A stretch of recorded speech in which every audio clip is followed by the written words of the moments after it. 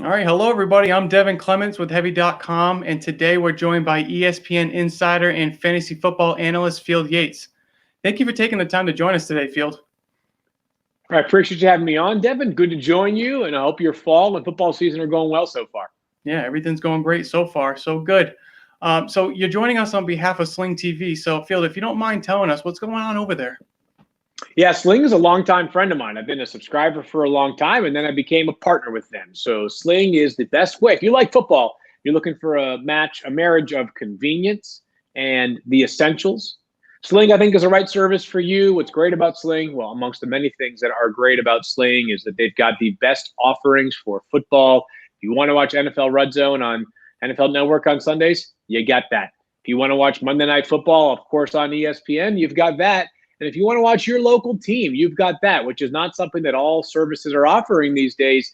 You live in a market that you care about the team. You can't even watch the game on Sunday, and you don't, at least not from the comforts of your own home. If you like to go on the go like I do, having the ability to take Sling everywhere with you, I've got it on my phone. I can watch it basically anywhere that I need access to what I prefer to watch. And then in the past year, Sling has really leveled up with the app. So the user interface is even more user-friendly. So I'm appreciative of what they do for football fans everywhere, and certainly put myself in that basket. Yeah, I second that, Field. I also am a Sling TV user, and I love that whole new user interface that they have going on. So I second everything you say. But hey, why don't we talk some football while we're at it, huh? Let's do it. All right. So the first thing I want to talk to you about was some news that broke on Monday, and I believe your colleague Adam Schefter broke the news, and that was Josh Gordon signing to the Kansas City Chiefs practice squad. So, Field, I just wanted to kind of get your perspective on this, just from a regular football perspective, not necessarily a fantasy perspective. So, how do you feel about Josh Gordon signing with the Kansas City Chiefs? Yeah, this is the ultimate low risk move for the Chiefs, right? So back in the day, you used to be able to negotiate practice squad contracts for players. So there was at least some variability in the amount you paid those players. Now it's fixed. Every practice squad player makes the same amount of money. So the Chiefs and Josh Gordon, there was no wiggle room. And right now, the ball is exclusively in Josh Gordon's court.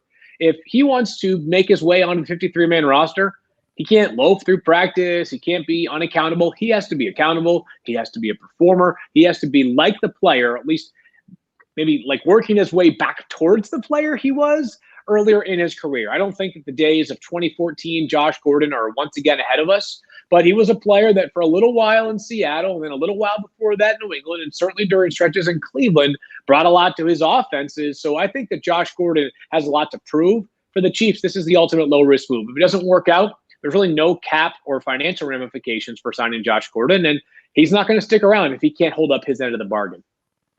Yeah, so let me ask you from a fantasy perspective. We know what Patrick Mahomes and the Chief offense is capable of. So are you, in your fantasy leagues, are you trying to grab Josh Gordon off of waivers, or are you more content with letting another team in your league grab them because you're just kind of unsure with Josh Gordon at age 30 and how he's going to perform? Yeah, that's where I'm at, is that, there are a few things that I think would sort of be in the cons list. Is that he's a very, very talented player. And I think I probably should have started here is like, I'm super thrilled for Josh Gordon that he's back on an NFL roster. I mean, this guy clearly wants it, right? He played in the Fan Control Football League recently. He has been grinding it out to make sure that he had another opportunity when opportunity knocked. We've seen him play with good quarterbacks before, right? I mean, he's played with Tom Brady and Russell Wilson. So it hasn't been that bad quarterbacks held Josh Gordon back. And, he is 30 years old, like you said. And I don't know if athletically you're going to see the same player that we saw for a long time. I mean, we saw a great, great talent at 21 and 22 and 23 years old, but a different player now physically. And I think the Chiefs have certainly, the most explosive offense, or one of them in the NFL, and arguably the best player in the NFL, and Patrick Mahomes. But when was the last time there was a wide receiver not named Tyreek Hill or a pass catcher not named Travis Kelce that you said started them every single week in Kansas City? It's been a while. They have leaned so heavily on those two players, and then it's just sort of it's like you spin the wheel like you're on Wheel of Fortune, and one week you land on Byron Pringle, another week you land on Demarcus Robinson, another week you land on Blake Bell, and ultimately any of those players could have a catch or two or five in a single game. Yeah, we saw Sammy Watkins for all those years, and as valuable as a player as he was to the organization, he only had 2 or 3 big games, fantasy relevant games a year. So as much as people may want to see the 2014 version of Josh Gordon. That guy's probably gone, and they can just hope that he's a semblance of that player at some point in time this year. I feel the same way as you. Yeah, for sure.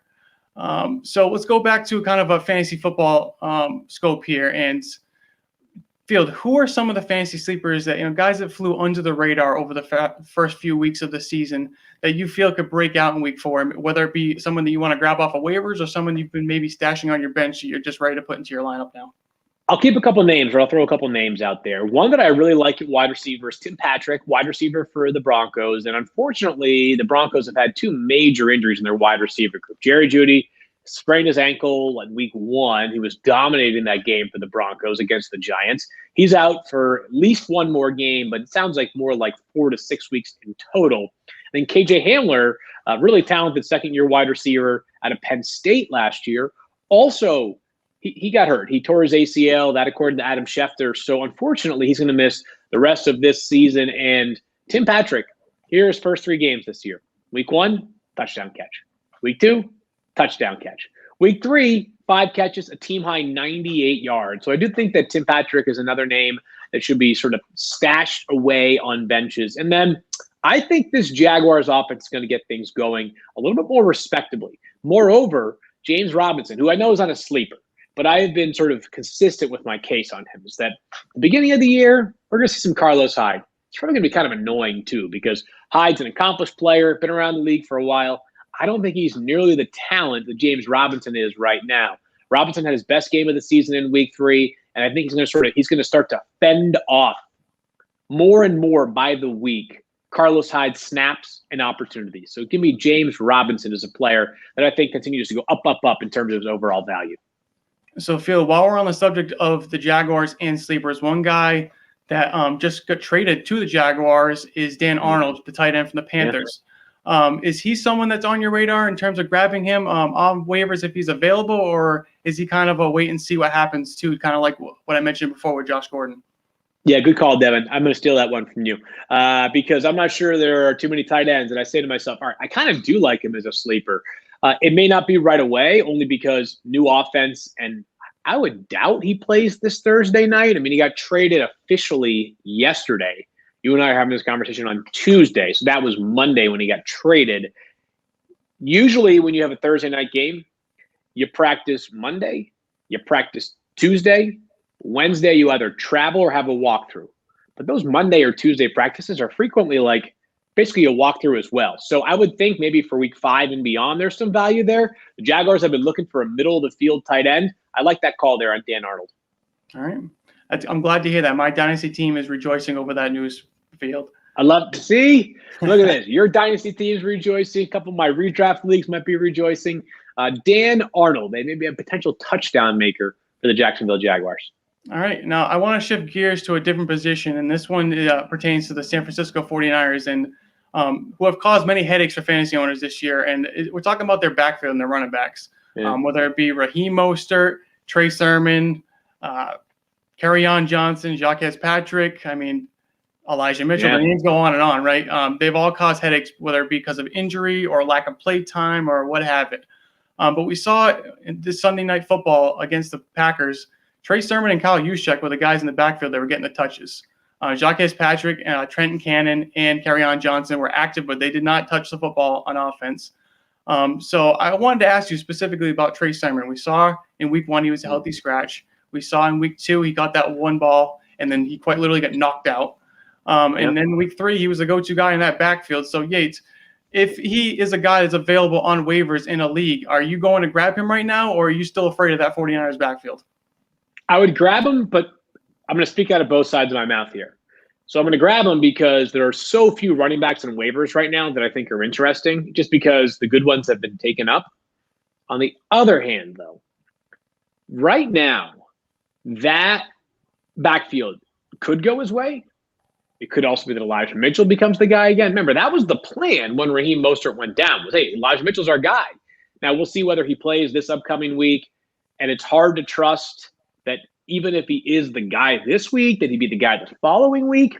But so those are the reservations I would have with Trey Sermon, is that he himself might be the guy for week 4, but then not the guy for week 5 or week 6 or anything beyond that. So That's a long-winded way of saying I'm adding him on a waiver wire, but I'm not saying, hey, I'm adding him because he's going to start for the next 10 weeks. He might start for like 5 of the next 10 weeks, 1 of the next 10 weeks, or 10 of the next 10 weeks. It's all very much undetermined when it comes to the 49ers backfield this season. Okay. So let's go to a broader NFL scope here, Field. And I kind of want to talk about just some of the games that are coming up and some of the matchups that excite you the most in the coming weeks of the football season. Yes, I heard the Patriots are playing the Bucs on Sunday. I don't know if that's been discussed much. I think I missed that one. Yeah. So I don't want to miss the low-hanging fruit of the Patriots also taking on the Buccaneers on Sunday night. Can't wait for that one for all the obvious reasons. But let's peel this back a little bit. Is that right now the Chiefs are in last place in the AFC West, right? But whatever. It's week 4 of the NFL season. They'll find their way back into the mix. But what that does mean is that the matchups between other teams in that division right now that are playing really well are going to be that much more exciting. I can't wait for Monday Night Football this upcoming week, week 4, Chargers and Raiders. By the way, on Sunday, we get Rams and Cardinals in the NFC West, which is the other most competitive division in the NFL. Those two divisions both have 2 teams that are 3-0, one team that is 2-1, and then one team that is 1-2. Like, that all sounds fun to me. So I would say, speaking generally, like the intra-division games are what I'm most excited about because there's a lot at stake. I mean, teams always tell you you got the only way to punch your ticket into the dance floor or into the big dance is to win your division. That's the first step you got to take care of. And I think these division games from the 2 divisions that have been really hot so far this season are the most exciting to me. Yeah. Now, let me ask you this, Field. So 3 weeks of the regular season are now gone. We're heading into week 4. We've seen teams like the Kansas City Chiefs really flop the last couple of weeks and have people worried if they can be in back-to-back Super Bowls. We've seen teams like the Ravens who have been banged up, but still performing at a really high level. Then you got teams like the Raiders who are balling out when I don't think really anyone expected them to. So is there anything you can tell now, despite there still being 14 weeks of regular season play, is there anything you can tell on these teams now that allows you to determine whether they're going to be contenders in the playoffs and maybe even in the Super Bowl or packing their bags up at the end of December? I tread lightly right now. So do I think that the Raiders might be legit? Sure do. Played great defense so far. They've done it without some key pieces on both sides of the ball, offensive line injuries. Josh Jacobs has missed some time. But I still want to see it. And I want to see what they look like. I mean, the Raiders could finish 4th in their own division, right?